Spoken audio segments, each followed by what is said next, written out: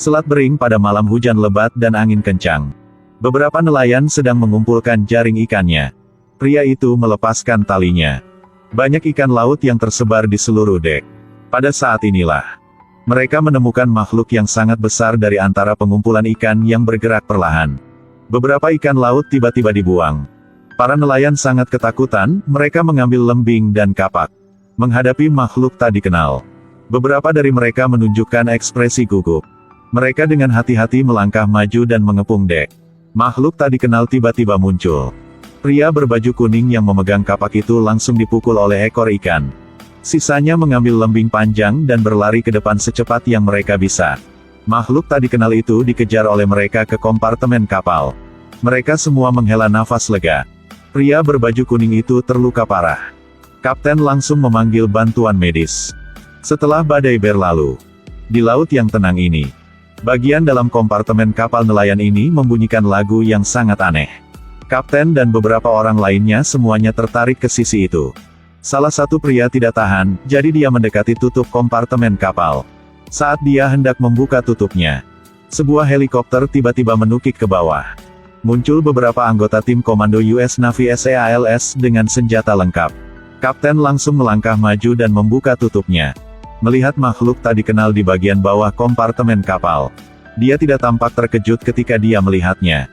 Setelah meminta bawahannya untuk menyuntikkan obat bius ke makhluk tak dikenal, dan langsung memasukkannya ke dalam tong besi yang dibuat khusus dan membawanya keluar dari sini.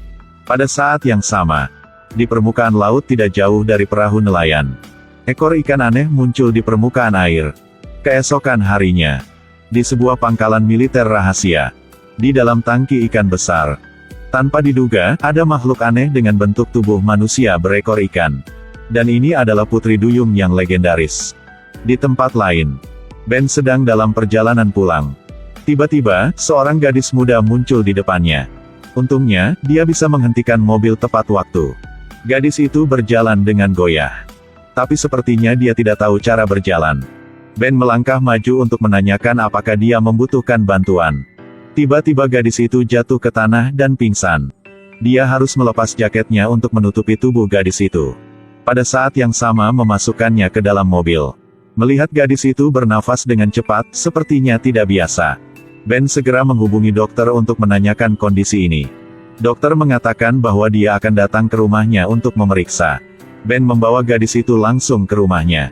Gadis itu berbaring di sofa dan terbangun. Dia dengan penasaran mengamati segala sesuatu di sekitarnya. Semuanya menjadi sangat baru baginya. Dia langsung mengambil kerang laut di depannya dan membawanya ke hidungnya untuk menciumnya. Ben bilang dia bisa membantu dan membawa gadis itu pulang. Tapi gadis ini tidak bisa bicara. Tiba-tiba dia mengangkat suaranya dan bernyanyi.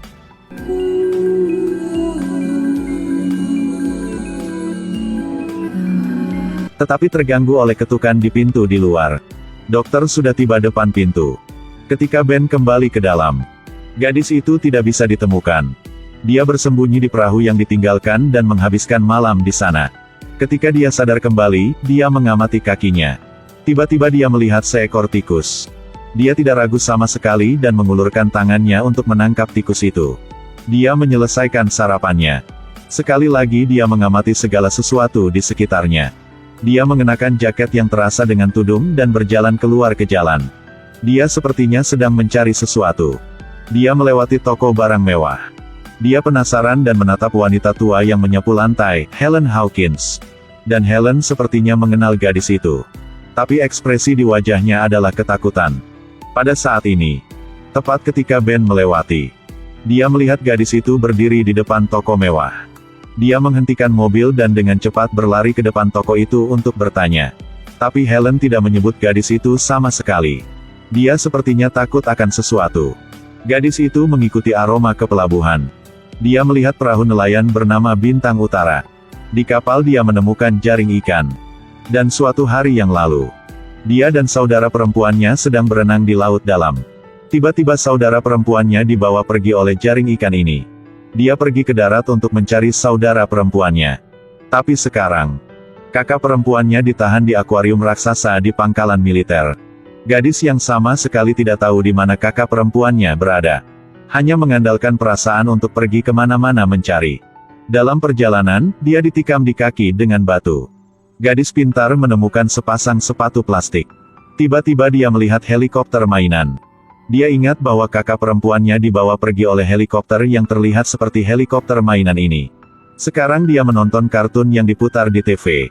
Sekarang dia menonton kartun di TV, dan mempelajari cara orang memberi nama mereka. Dia menamainya Rin. Rin berjalan ke seorang pria, dan menunjukkan kepadanya helikopter mainan di tangannya. Menyiratkan bahwa dia ingin meminta pria ini untuk membantunya menemukan saudara perempuannya. Dia dengan bodohnya membuka pintu mobil, dan duduk di kursi di sebelah pria itu. Tapi pria itu memiliki niat jahat. Dia mengantarnya ke hutan kecil. Tapi dia tidak tahu bahwa gadis yang ingin dia perkosa sebenarnya adalah iblis. Pria itu membawa gadis itu ke hutan kecil yang sepi. Tapi dia tidak tahu kalau gadis di depannya itu bukan manusia. Ketika pria itu hendak memperkosa gadis itu memukulnya dan dia terbang melewat dari kaca depan di depannya. Pria itu meninggal di tempat. Nama gadis ini adalah Rin. Dia adalah penguasa pemangsa lautan. Dia adalah putri duyung dalam dongeng. Kakak perempuannya ditangkap oleh tentara. Rin pergi ke darat sendirian karena dia ingin mencari kakak perempuannya. Saat ini, dia sama sekali tidak tahu di mana saudara perempuannya berada. Adapun dunia manusia, dia juga tidak tahu apa-apa. Dia melepas jaket berdarahnya dan terus berjalan ke depan. Pada saat ini, dia melihat sebuah rumah di kejauhan dengan logo terpampang di luar rumah itu. Dan di bajunya juga ada logo yang sama. Dia tidak sengaja pergi ke pusat penelitian kelautan. Saya melihat di atas meja di rumah ada toples besar daging ikan cincang. Tanpa diduga, dia langsung mengambilnya dan menuangkan semuanya ke mulutnya. Setelah makan dan minum dengan baik, Rin dengan ekspresi sangat puas dan berjalan keluar dari pusat penelitian kelautan. Singa laut sedang menampilkan di bawah air segera merasa tidak nyaman. Singa laut melihat ke arah Rin dan terus menggeram. Dan saat ini, Ben, yang bekerja di dalam Institut Penelitian Kelautan, bertemu lagi dengan Rin. Dan Rin menatap singa laut dengan mata yang sangat aneh. Detik berikutnya, dia berbalik dan berlari kembali ke rumah. Ketika saya melihat Ben, sama sekali tidak ada kebencian. Rin perlahan mengendurkan tubuhnya. Namun karena sudah lama berada di luar laut, kulitnya tampak kering dan berkerut. Dan pacar Ben, Madi, tiba-tiba masuk ke kamar. Dia hampir salah paham Ben. Tapi jelas Madi juga menganggap Rin agak aneh. Dan Ben bilang dia membuat janji dengan dokter untuk datang ke sini untuk memeriksa kesehatan kepada Rin. Tapi menunggu sampai larut malam, dokter masih belum datang. Dan kondisi Rin semakin memburuk. Dia jatuh ke lantai. Dia merangkak keluar dengan susah payah. Ketika dia merangkak melewati tangga di depan pintu, lalu dia hampir berhenti bernapas. Dia mencoba menggunakan seluruh kekuatannya, akhirnya merangkak mendekati laut. Dia membenamkan kepalanya langsung ke air. Rin setelah kembali ke laut, dengan instingnya, dia benar-benar berubah. Ada sirip ikan di punggungnya. Dua kaki menyatu untuk membentuk ekor ikan. Dan semua pemandangan aneh ini, pada waktunya, terlihat jelas oleh Ben melalui kamera pengintai yang dipasang di dasar laut. Dia dengan cepat berlari keluar pintu. Langsung menyelam ke laut untuk memeriksa. Dia membawa senter dan dengan jelas melihat Rin di laut. Adapun Rin, setelah berubah, dia melihat Ben sebagai mangsanya. Dia berenang lurus ke atas dan menabrak tubuh Ben. Keduanya mulai bertarung satu sama lain di air laut. Rin membuka mulutnya untuk menggigit bahu Ben dan menyakitinya.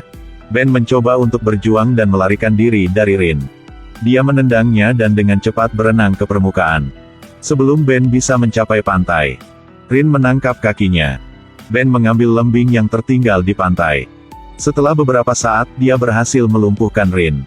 Dia akhirnya lolos dan berenang ke permukaan. Rin tidak mengejarnya bahkan setelah dia bangun. Dengan keberaniannya, ia mengibaskan ekornya dan berenang ke seberang lautan. Ben tidak peduli dengan hujan, mengemudi dan pergi ke toko mewah Helen. Dialah yang paling tahu legenda Putri Duyung di kota kecil ini. Ketika Ben masih sangat muda, dia telah mendengar Helen menceritakan banyak cerita tentang Putri Duyung. Pagi ini, ketika Helen melihat Rin di jalan, ekspresinya sangat ketakutan. Ben memberitahu Helen bagaimana dia melihat seluruh proses Rin berubah menjadi Putri Duyung. Dia yakin Helen pasti tahu tentang keberadaan Putri Duyung. Dan Helen juga terus terang menceritakan semuanya pada Ben.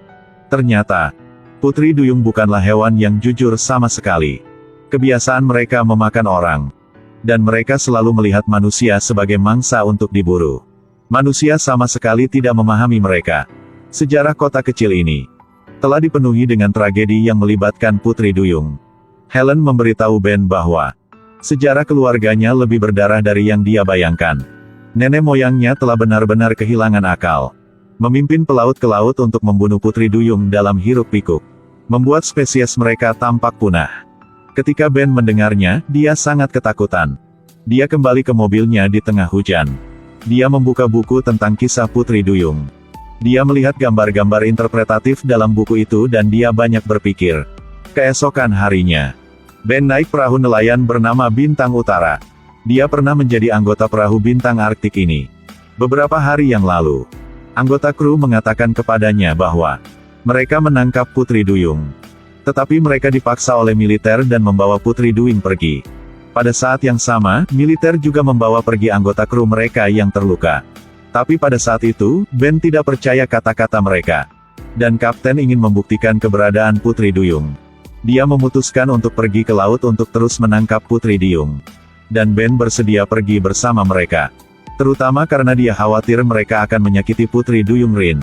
Itu sangat dingin di malam hari di laut. Tetapi mereka tampaknya sama sekali tidak berniat untuk tidur. Pada saat ini, Probe tiba-tiba bereaksi. Semua orang bergegas ke geladak untuk mengamati. Adapun kapten, dia memegang pistol tusuk sate dan mengarahkan lurus ke permukaan laut.